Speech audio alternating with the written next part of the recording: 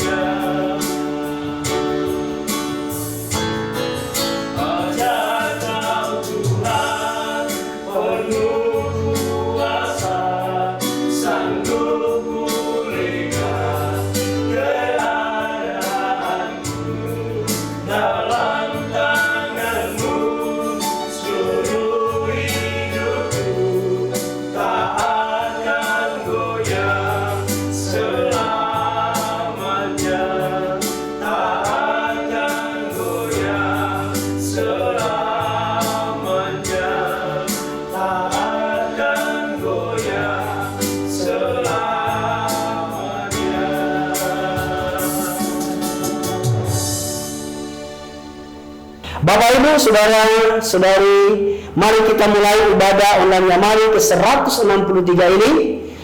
Pertolongan kita adalah dalam nama Tuhan yang menjadikan langit dan bumi, yaitu dalam nama Tuhan Yesus Kristus. Amin.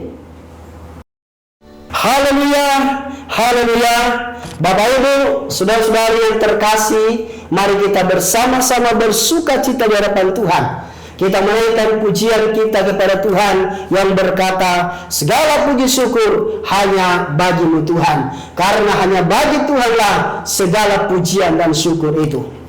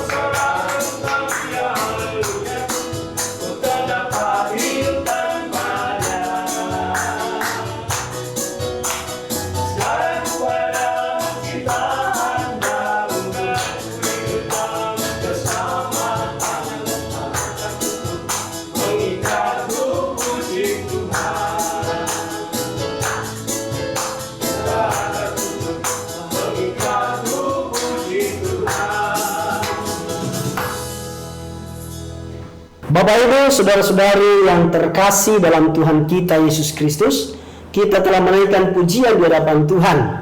Dan kini tiba saatnya kita akan mendengarkan kebenaran firman Tuhan dengan tema doa. Sabtu 30 September 2023 yang akan disampaikan oleh hambanya Bapak Pendeta Lee Simon Stevi dari Jakarta.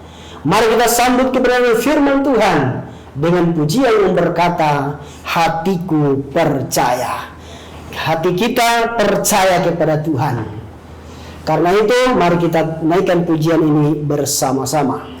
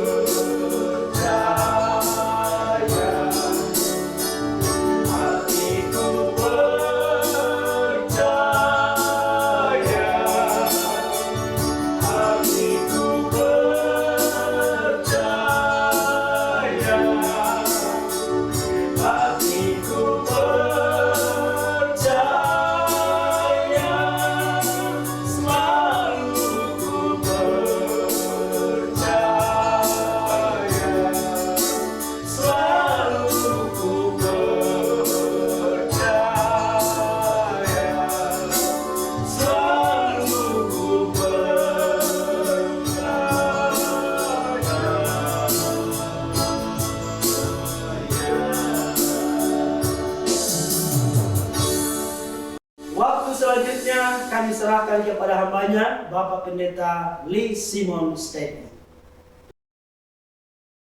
Shalom para pendengar Yamari dimanapun kau berada. Hari ini kita akan memasuki ibadah online Yamari yang ke-163. Judulnya adalah doa. Kemana kita ingin berpikir, dialah Tuhan juga yang akan menolong. Saya akan menyampaikan kabar baik ini untuk ibu bapak dan saudara sekalian.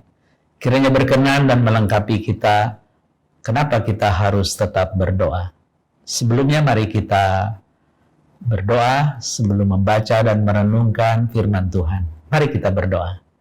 Tuhan yang baik, kami bersyukur bahwa Engkau sudah menolong dan menyertai kami sepanjang minggu, dan hari ini dialah sabda-Mu yang kami baca dan renungkan, boleh membekali kami, sehingga kami memahami mengapa Engkau mengajar kami berdoa, dan mengapa juga kami harus tetap di dalam doa.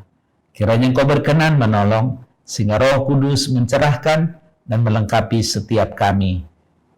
tolonglah hamba-Mu yang lemah dengan segala persiapan, kiranya Tuhan juga sertai, sehingga dia dapat menyampaikan penjelasan yang membuat orang tergerak untuk selalu hidup di dalam doa mereka.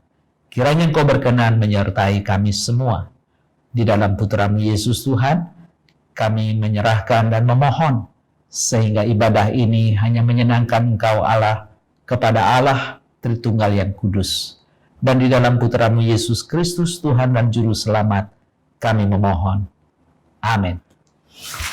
Baik, saya akan membacakan satu teks terambil dari 1 Tesalonika 5 ayat 16 sampai 18. 1 Tesalonika 5 ayat 16 sampai 18. Bersukacitalah senantiasa, tetaplah berdoa. Ucapkanlah syukur dalam segala hal, sebab itulah yang dikehendaki Allah di dalam Kristus Yesus bagi kamu. Sampai sedemikian jauh pembacaan sabda Tuhan. Yang berbahagia adalah mereka yang mendengar dan yang memelihara di dalam hidupnya. Haleluya. Ibu, bapak, dan saudara sekalian, apa yang ingin saya sampaikan terinspirasi dari sebuah artikel yang ditulis dari The Revel Bible Dictionary yang disusun oleh seorang bernama Fleming Revel. Apa yang diingin sampaikan kepada kita semua? Dia mengatakan bahwa doa itu adalah berbicara dengan Allah. Berbicara dengan Allah. Jadi kalau doa itu diringkas demikian rupa, meskipun ada banyak frasa yang menjelaskan, dia mengatakan di dalam sudut pandang dia bahwa doa itu adalah berbicara dengan Allah. Kalau begitu harus ada beberapa yang kita pahami kalau doa itu adalah berbicara dengan Allah. Yang pertama, kita harus mengakui Allah itu ada. Jadi keberadaan Allah itu membuat kita bisa membangun komunikasi lewat doa. Yang kedua, kita mengharapkan bahwa Allah itu tahu dan peduli kepada kita. Jadi penekanan pengetahuan Allah dan kepedulian Allah, oleh karena itu semua kita memohon kepadanya. Dan yang ketiga, berharap bahwa Allah dapat dan ingin merespon kita. Artinya, dia antusias untuk kita bisa berkata-kata kepadanya. Nah, apakah kita bisa melakukan hal yang sedemikian di dalam doa? Mengakui bahwa Allah itu ada dan juga mengharapkan bahwa Allah tahu dan peduli akan segala kebutuhan kita dan dia punya hasrat, passion untuk dapat dan juga ingin merespon kita. Ketika engkau tidak memiliki komponen ini, jangan-jangan kita hanya berdoa sekedar ritual, sebuah laporan. Apa yang ingin kita perlu seperti list kebutuhan, pasti itu menjengkelkan. Tapi ketika ada satu percakapan yang begitu indah, maka kita menjadi siuman bahwa doa itu adalah komunikasi dengan Allah. Dan dikatakan di dalam bagian berikutnya, karena doa itu merupakan ekspresi dari relasi covenant. Apa sebenarnya relasi covenant? Relasi covenant itu sebenarnya adalah relasi perjanjian. Karena kata covenant itu dari berit bahasa Ibrani, itu artinya perjanjian yang mengikat. Mungkin Anda pernah dengar istilah promise, janji. Yang sekedar tutur kata yang didengar dan dipahami, udah itu kita boleh langgar sesuka kita dengan banyak alasan. Covenant tidak. Kenapa? Karena ketika Allah membangun covenant atau perjanjian kepada Abraham, dia seakan-akan sedang tertidur. Di luar pemikirannya mungkin lebih tepatnya. Dengan istilah dia tertidur dan terbangun. Dia melihat ada satu hewan yang terbelah. Dan kemudian yang mengikat perjanjian atau covenant itu melewati hewan yang terbelah itu. Dan ketika dia melewati dan kita sama-sama sepakat mengikat, artinya siapa yang melanggar ikatan itu, dia harus terbunuh seperti hewan itu. Sampai di sini saya berharap Ibu Bapak mulainya. Kalau memang doa itu adalah sebuah ekspresi dari relasi covenant, Maka kalau engkau mengungkapkan itu, entah nazar, entah komitmen, atau apapun, dan engkau tidak melakukannya, engkau bukan mendapat berkat, tapi istilahnya kutuk. Oh, kalau begitu nggak boleh sembarangan doa. Bukan. Doa itu kata seseorang yang memikirkan keindahan. Dia bilang begini, jika engkau hanya dapat mengatakan tentang seluruh kehidupanmu di dalam doa, terima kasih, itu sudah cukup.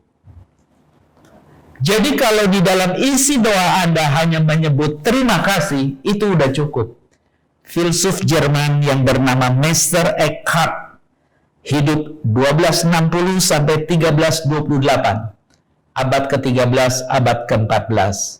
Dia bilang kalau isi doamu hanya ucapan terima kasih untuk seluruh kehidupanmu yang kau alami, itu sudah cukup. Keren juga itu orangnya. Jadi apa yang sebenarnya dia mau garis bawahi?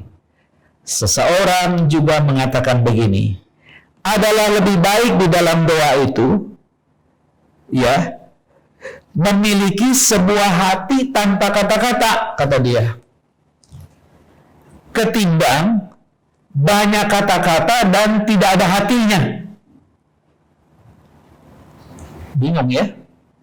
Jadi dia mau mengatakan lebih baik dalam doa itu memiliki sebuah hati tanpa kata-kata ketimbang banyak kata-kata tanpa hati. Betul yang Yesus katakan dalam doa Bapa kami, nggak usah ngoceh sabrek, nggak usah nongkrong di simpang jalan untuk dilihat orang. Masuklah ke ruang yang orang tidak lihat, karena Bapamu yang tersembunyi akan mendengar seruanmu yang tersembunyi dan tak terlihat orang. Karena itu keluar dari hati. Kebutuhan-kebutuhan yang bukan hanya dirimu, tapi engkau sekedar perwakilan dari segitu banyak orang yang boleh mendapatkan kebutuhannya. Dan dengan hati itu engkau berdoa tanpa kata-kata.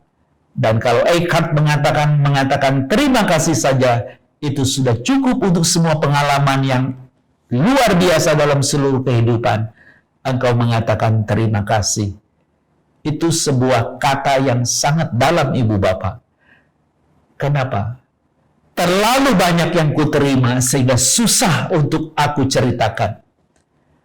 Tetapi dunia tahu aku mengembalikannya dengan hati yang penuh kasih. Maka kata terima kasih itu indah sekali dalam Kamus Besar Bahasa Indonesia kita. Dia mewakili apapun yang disebut di dalam bacaan kita. Bersukacitalah, tetaplah berdoa, dan mengucap syukurlah dalam segala hal, karena itulah yang diinginkan oleh Allah di dalam Kristus Yesus. Jadi ada 3 kata perintah di situ: bersukacita, berdoa tanpa henti, dan mengucap syukur. Pertanyaannya, saya bersukacita dasarnya apa? Kebanyakan kita termasuk orang Kristen yang percaya Tuhan, kita bersukacita karena ada sesuatu di luar yang aku miliki, yang aku rindukan muncul. Jadi kalau yang aku rindukan dan akhirnya tidak aku miliki, sukacita itu bisa hilang. Sukacita itu tidak bisa muncul. Dengan kata lain, sukacita itu bukan sesuatu yang intrinsik, tetapi sesuatu yang ekstrinsik. Itu kebiasaan kita dan kita harus ngaku. Tapi ketika Paulus mengatakan bersukacitalah, barangkali engkau tidak punya apa-apa secara ekstrinsik, tapi secara intrinsik engkau dimiliki Tuhan.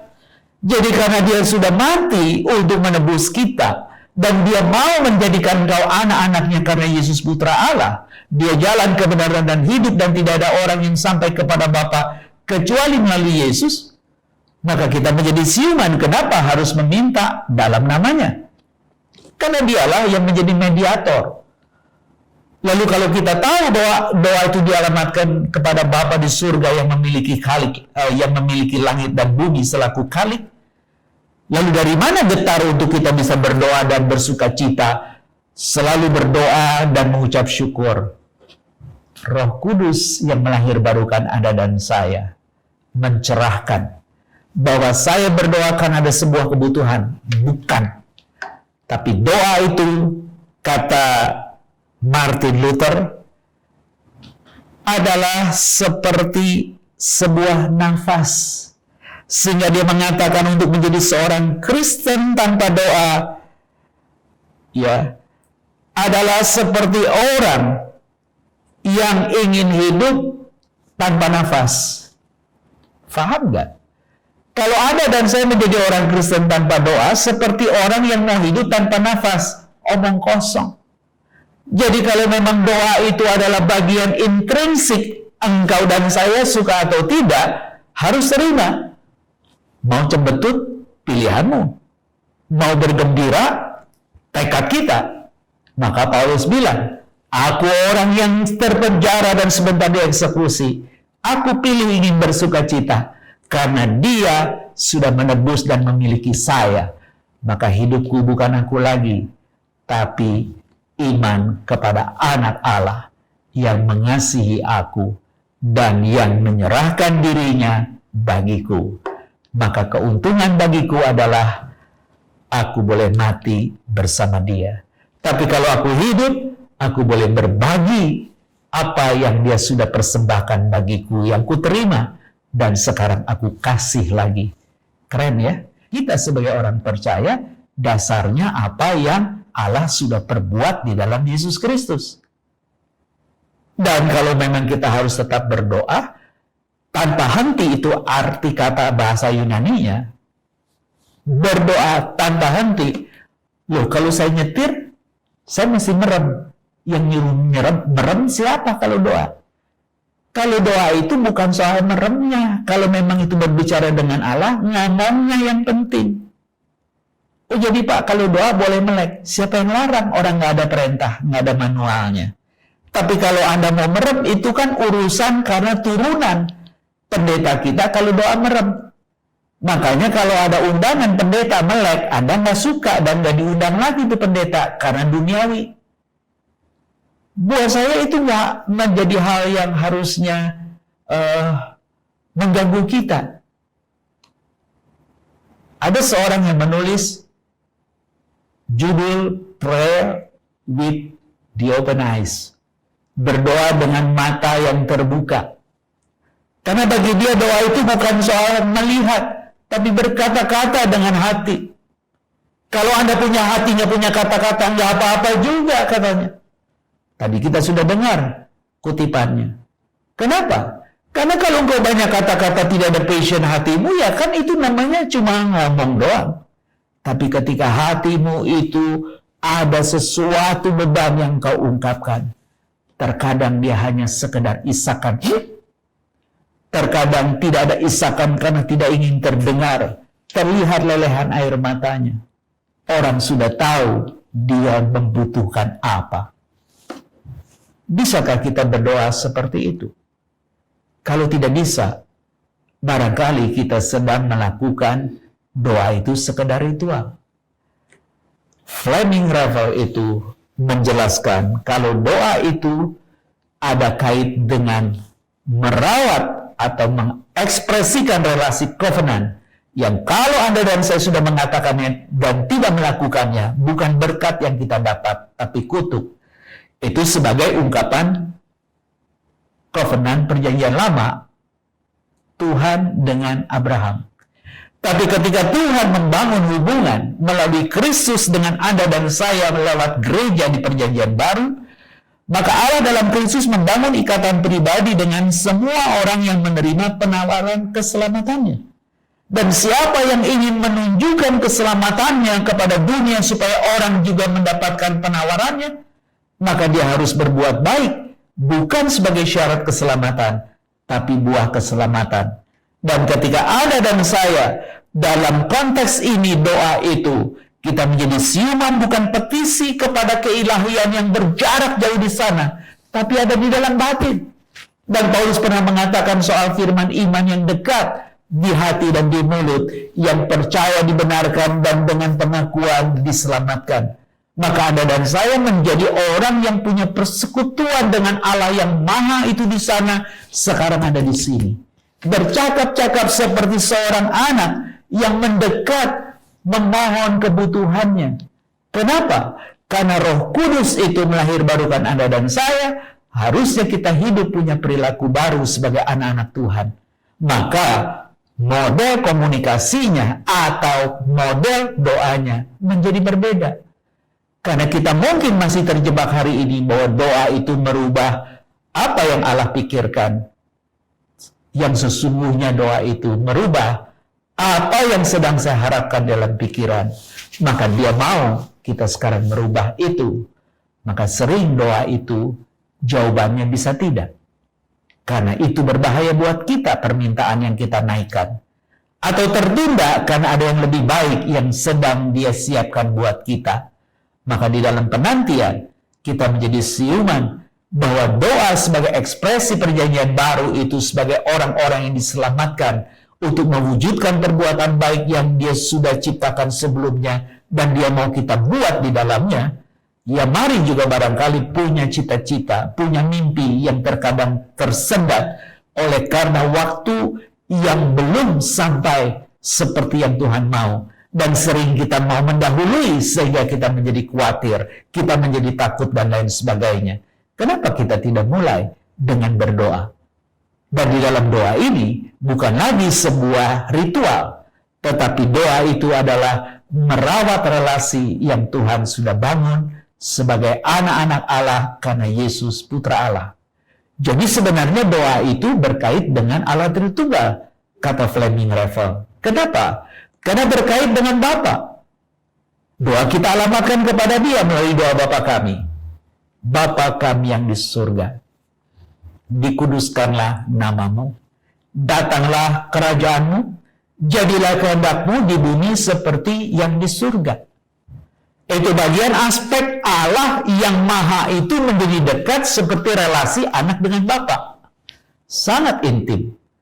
Maka awal daripada Dia adalah Bapa kita yang di surga, dikuduskan nama karena artinya tidak ada yang lain yang ada di benak saya sebagai objek hidup. Hanya Dia yang kudus itu. Kalau begitu, Dia yang penuh kuasa dengan otoritas diwakili dengan frasa, datanglah kerajaan-Mu.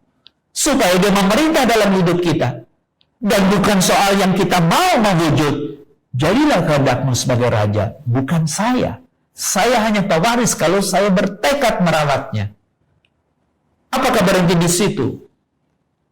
Maka Dia tahu kebutuhan kita. Dan kita memohon berilah roti hari ini yang secukupnya. Bukan roti seminggu atau setahun. Karena roti kalau seminggu keras. Setahun busuk. Dia minta setiap hari, mungkin orang bilang bosan. Tapi itu pertanda bahwa kita ingin merawat hubungan intim dengan Sang Bapa selaku Allah yang pernah menebus kita dalam Yesus Kristus. Dan sesudah kita kenyang, ngapain? Berilah roti hari ini yang secukupnya. Kita mengatakan, ampunilah.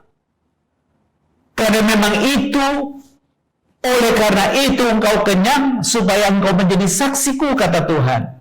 Bahwa Injil yang berisi tentang pertobatan dan pengampunan dosa harus disampaikan kepada banyak orang. Itu kau harus sampaikan. Maka Dia mengatakan belajar melatih mengampuni sesamamu sebagai tanda engkau sudah diampuni. Berilah roti hari ini yang secukupnya dan ampunilah kami seperti engkau mengampuni kesalahan kami.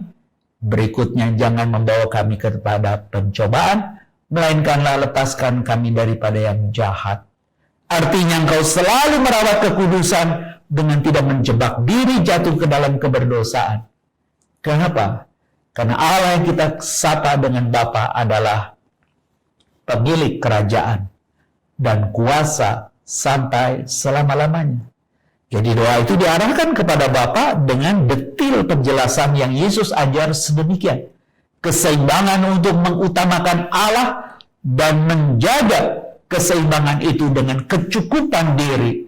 Supaya saya kalau sudah kenyang, saya boleh mengampuni orang, bukan membuat orang berdosa. Dan saya harus menyiapkan diri untuk tidak menjadi pencoba supaya orang jatuh dalam dosa. Ibu, bapak, dan saudara yang dikasihi Tuhan, para pendengar ya mari dimanapun kau berada. Biarlah kita mengingat bahwa kalau memang doa itu kepada Allah Tritunggal dan poin Bapa itu kita sudah dengar, poin anaknya di mana? Dia pernah menjawab Filipus yang bingung karena Yesus akan pergi. Dia berkata, akulah jalan, kebenaran, dan hidup. Tidak ada orang yang sampai kepada Bapa kalau dia tidak melalui aku.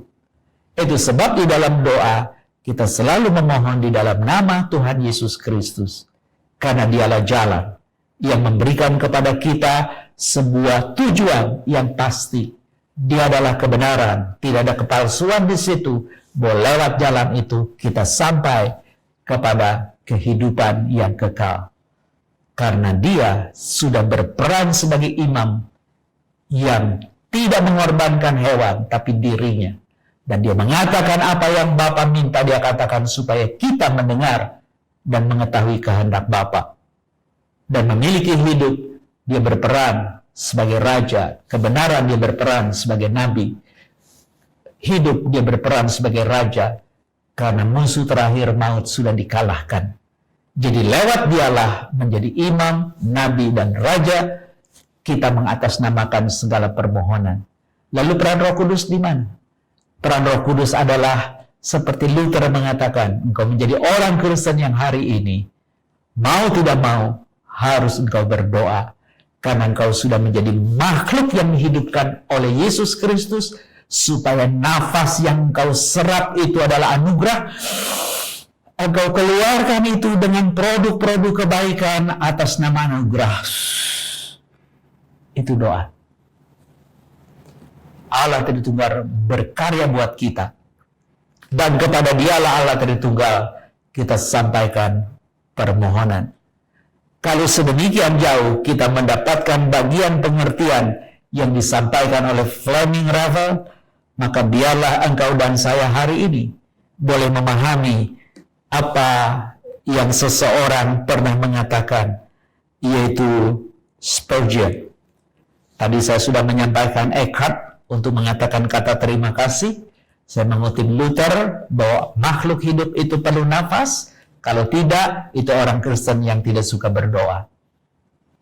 Maka yang terakhir, Spurgeon sebagai pengkhotbah Inggris yang umurnya nggak terlalu panjang, ya, memang Tuhan izinkan dia hanya berusia 58 tahun saja, tapi dia berkata bahwa doa yang sejati bukanlah sebuah pelatihan mental atau penampilan suara.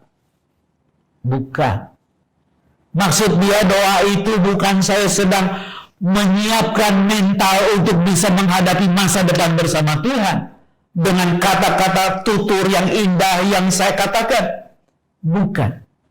Dia mengatakan bahwa doa sejati itu jauh lebih dalam yang kau pikirkan. Karena ini adalah sebuah transaksi spiritual, kata dia, dengan pencipta langit dan bumi, yaitu Allah. Saudara tahu kata transaksi? Transaksi itu artinya ada sebuah bargaining yang saya miliki dan yang Tuhan miliki. Itu menyatu secara spiritual karena engkau dan saya sudah diperbaharui lewat karya kebangkitan Kristus. Maka hidup itu bukan lagi didorong untuk hal-hal yang duniawi, yang dia memakai istilah natural man dengan istilah sukikos. Tetapi dengan spiritual man, apa? Pneumatikos. Kedagingan, dia pakai istilah sarkikos. Dan kita sebenarnya, dan orang yang tanpa Kristus pun sudah bisa melampaui aspek sarkikos. Maksudnya, segala kedagingan dan keinginannya, jangan-jangan orang yang beragama bukan Kristen lebih hebat dari kita. Mereka tidak membunuh ciptaan Tuhan. Mereka tidak makan makanan yang tidak menyehatkan. Mereka bisa membekali untuk aspek sarkikos dengan luar biasa. Dan mungkin kita kalah. Tapi sukikos itu apa? Sukikos itu artinya ada satu kehidupan. Karena sarkikos itu mewakili tubuh kita. Dan tubuh ini tanpa nafas dari Tuhan tidak ada kehidupan. Maka sukikos itu diwakili dengan memori-memori yang kita miliki karena informasi dari luar. Lalu kita tahu, oh begini, oh begitu. Kalau oh begini, oh begitu, sukikos itu belum mewakili orang yang diselamatkan. Karena orang di dunia juga bisa mempunyai informasi yang baik dan mencontohkan sebuah kehidupan moral yang lebih tinggi. Terkadang saya sering mengalami atau mendengar sindiran. Katanya sekolah Kristen mengutamakan Kristus. Ternyata uang pangkal dan uang sekolahnya mahal banget katanya. Katanya rumah sakit Kristen mengutamakan Kristus. Kalau belum bayar panjar nggak diterima. Padahal ada rumah sakit yang nggak nyebut-nyebut nama Kristus. Uang sekolah nggak usah bayar, malah disubsidi uang sakunya. Orang sakit nggak usah pusing, yang penting aku, yang mana yang sakit. Supaya dokter nggak salah diagnosa dan kasih obat. Kita bisa kalah lagi. Maka kalau begitu, bagaimana caranya sukikos kita itu berisi untuk hal yang memuliakan Tuhan? Ada bagian pneumatikos. Tubuh kebangkitan Kristus membangkitkan kita. Kematian lama kita dari dosa itu diibaratkan seperti sesuatu yang baru yang hari ini hidup di dalam penyangkalan karena saya belum memilikinya. Memaknai penyangkalan di sini, saya bisa kasih contoh seperti ini. Terkadang ada orang bisa beli kendaraan dengan cash, tapi ada yang dengan cicilan. Anggaplah dengan cicilan, jadi Anda bayar down payment. Bayar down payment dan belum lunas. Anda sudah menikmati kendaraan itu, tapi kalau nggak lunas diambil lagi. Jadi Anda harus lunasin. Nah, ketika Anda dan saya hari ini hidup dengan pneumatikos, itu belum semuanya, karena Yesus belum datang untuk menyempurnakan sukacita kita. Jadi harus bersukacita. Kalau hari ini Anda naik motor yang bagus, kemudian rusak dan nggak bisa beli baru, perbaiki. Dan nggak usah minder karena motormu nggak baru. Yang penting motor itu bisa bawa dari satu titik ke titik lain dengan selamat. Udah bersyukur. Kalau Anda bilang, tapi mereknya nggak keren Pak. Anda naik motor bukan pakai merek, tapi Anda menggunakan apa yang ditawarkan oleh teknologi motor itu. Dan Anda sudah membayar panjarnya, yaitu komitmen dengan mengatakan, terima kasih Tuhan, aku perlu nafas. Terima kasih Tuhan. Jadi setiap Anda mengungkapkan kata, itu adalah produk. Bisakah Anda berbicara dengan menarik nafas? Bisa? Bisa menolong teman-teman yang merekam saya? Coba sebut nama saya dengan menarik nafas, saya mau dengar. Kalau Anda tidak bisa, itu artinya Anda setuju dengan saya. Keluarkanlah kata-kata yang baik sebagai ekspresi cinta. Meski tanpa kata-kata, dengan gesturmu, orang tahu apa kebutuhanmu. Itu barangkali yang bisa saya sampaikan di dalam pemaknaan doa. Dan kita berani memegang itu karena ini adalah transaksi spiritual. Persis seperti transaksi spiritual di perjanjian lama antara Tuhan dan Abraham. Engkau akan menjadi bapa banyak bangsa.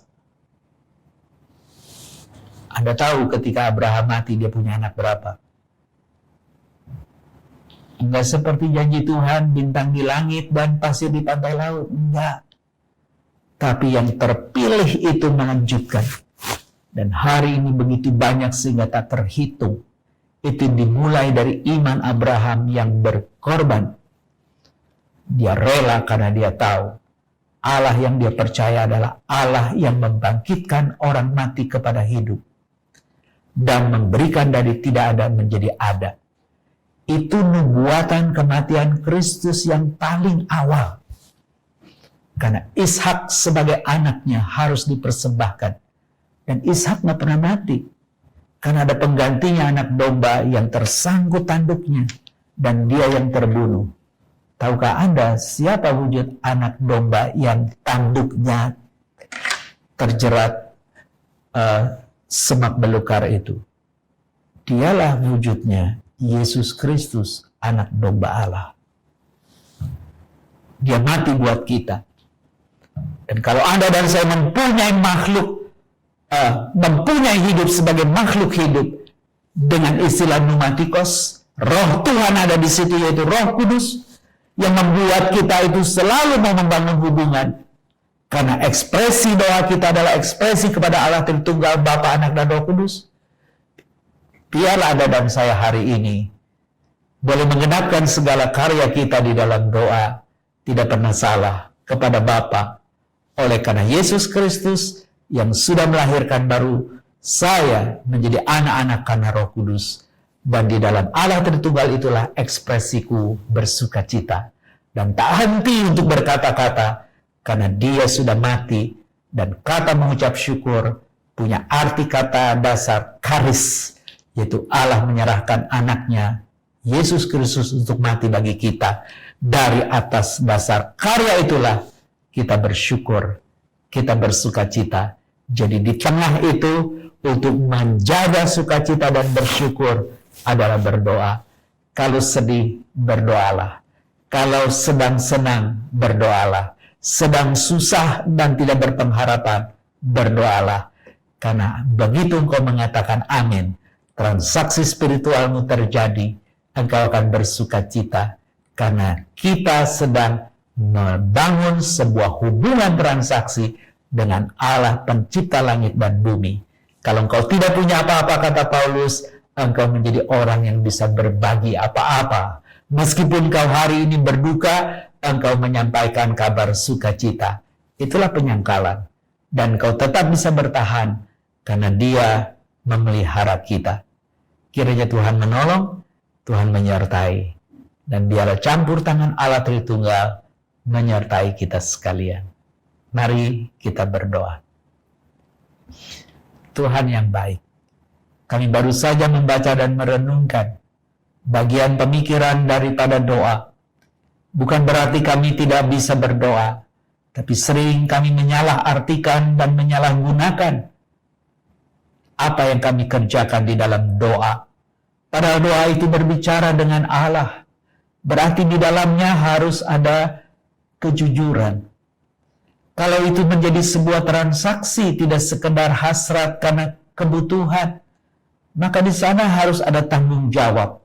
Supaya transaksi itu boleh menyenangkan dan memuliakan Engkau sebagai Allah yang sudah menebus kami dalam Yesus Kristus. Tuhan yang baik, biarlah doa kami menjadi semakin baik. Karena kami semakin bijaksana, tidak sembarangan meminta. Karena memang kami terkadang tidak memerlukan. Sering kami meminta. Karena kami mengatakan atas nama karya-Mu, kami tidak bisa jalan tanpa apa yang Engkau wujudkan lewat permintaan kami. Padahal sering apa yang terjadi, perbuatan yang memuliakan Engkau, tercukupkan dengan biaya yang kami khawatirkan. Kami sering abai ketika Engkau mengajar kami untuk jangan khawatir. Karena sesungguhnya hidup itu lebih daripada yang kami mau makan. Dan tubuh itu lebih penting dari apa yang kami mau pakai. Makanan dan pakaian sering menjadi pemicu khawatir dan ketakutan kami. Padahal tubuh kami dan kehidupan kami sudah diberikan melalui karya Roh-Mu yang kudus. Dialah kami mewujudkan di dalam tubuh yang diperbaharui, dengan hidup yang diperbaharui. Kami boleh menyampaikan kerajaan sorga yang bukan hanya menjadi prioritas, tapi kami beritakan sebagai berita satu-satunya supaya orang mendengar dan mereka boleh menerima penawaran keselamatan, dan mereka yang harus merawat keselamatan yang sudah dibayar panjarnya oleh Yesus Kristus dapat kami wujud nyatakan dengan segala perbuatan baik, khususnya di Yamari yang menjadi yayasan kesaksian bahwa Allah menyertai kami dari hari ini sampai selama-lamanya. Sehingga Yamari boleh menjadi yayasan Marturia Immanuel, bukan sekedar nama yang kami cocok-cocokkan, tapi pengalaman kami hidup 45 tahun bersama Engkau, kami harus mengakui dan mengatakannya. Engkau sesungguhnya hadir, menyertai, sebagai orang-orang yang Engkau sudah selamatkan. Sering kami berdosa dengan segala kekhawatiran yang tidak perlu. Ampunilah kami ya Allah. Cukupkanlah segala keperluan dan juga Loknas beberapa hari ke depan. Di Tawangmangu boleh Tuhan sertai, sehingga percakapan kami boleh menjadi percakapan yang memuliakan Engkau. bukan yang mencari-cari kesalahan orang. Kiranya Engkau berkenan mendengar seru doa kami ini, karena kami hanya panjatkan di dalam satu nama Tuhan kami, Yesus Kristus, Juru Selamat kami yang hidup. Amin. Bapak Ibu, saudara-saudari yang terkasih dalam Tuhan, kita telah mendengarkan firman Tuhan dengan tema doa yang telah disampaikan oleh hambanya Bapak Pendeta Lee Simon Steffi, MD. Kiranya kebenaran firman Tuhan tersebut memberkati kita semua dan menjadi penuntun dalam kehidupan pribadi lepas pribadi. Terima kasih kami ucapkan kepada Bapak Pendeta Lee Simon Steffi MD yang telah menyampaikan firman Tuhan. Tuhan Yesus memberkati Bapak Pendeta Lee Simon Steffi baik dalam kehidupan pribadi, keluarga maupun pelayanannya. Bapak Ibu, saudara-saudari, sekarang diberikan kesempatan bagi kita untuk mendukung dan memberkati pelayanan Yamari melalui persembahan. Silakan mentransfer ke rekening Yamari di BCA dengan nomor rekening 3910033700 atas nama Yayasan Marturia Immanuel. Terima kasih atas dukungannya. Tuhan Yesus memberkati. Bapak Ibu Saudara yang dikasihi Tuhan, Panitia Lokakarya Nasional ke-8 tetap eksis dalam mempersiapkan acara tersebut yang akan diselenggarakan di River Hill, Tawangmangu, Jawa Tengah pada hari Kamis sampai Minggu tanggal 12 sampai 15 Oktober 2023. Mohon dukungan doanya agar seluruh persiapan sampai pada harinya, antara lain pembicara, rekrut peserta yang terus berjalan, kebutuhan dana, tempat acara, serta transportasi yang digunakan peserta dari berbagai daerah. Kiranya Tuhan menolong, kiranya Tuhan membuat semua acara berjalan dengan lancar. Untuk informasi selanjutnya dapat menghubungi Evangelis Mariati Sitorus di nomor 0877 8488 8642 atau Ibu Pendeta Maria Novi di nomor 0821 2271 6908 atau di Sekretariat Yamari nomor telepon 0214 585 5697 serta pengurus Yamari cabang di setiap kota. Terima kasih atas dukungan doanya. Tuhan Yesus memberkati. Saat ini kita akan masuk dalam doa syafaat. Waktu dan tempat saya serahkan kepada hambanya. Bapak Ibu Saudara yang dikasihi oleh Tuhan Yesus Kristus, mari kita berdoa syafaat bersama-sama sesuai dengan doa yang Tuhan Yesus ajarkan.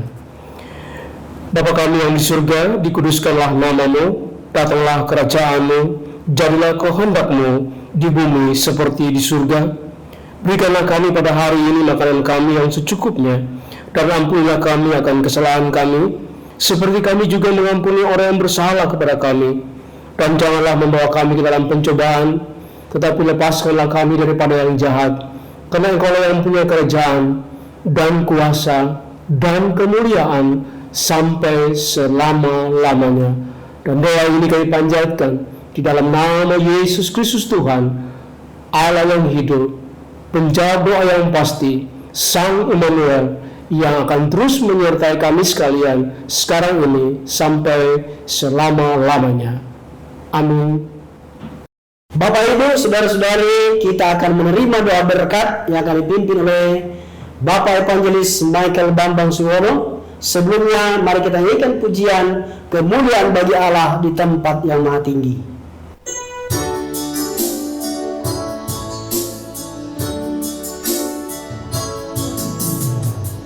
Kemuliaan bagi Allah di tempat yang maha tinggi. Kemuliaan bagi Yesus, Tuhan yang perintah atas segalanya, Raja segala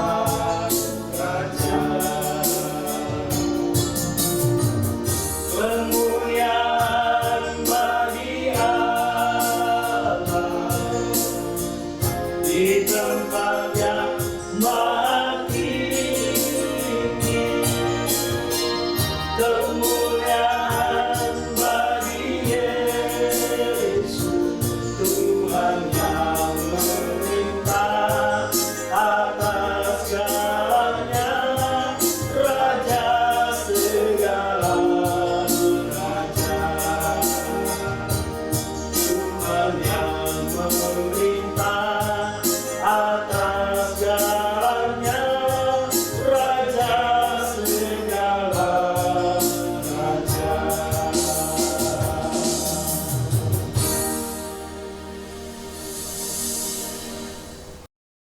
Saudara, Bapak Ibu yang dikasihi Tuhan, sekarang arahkanlah hatimu kepada Tuhan dan terimalah berkat-Nya.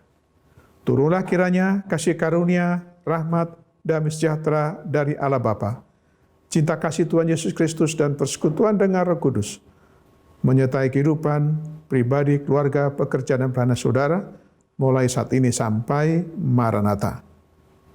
Amin.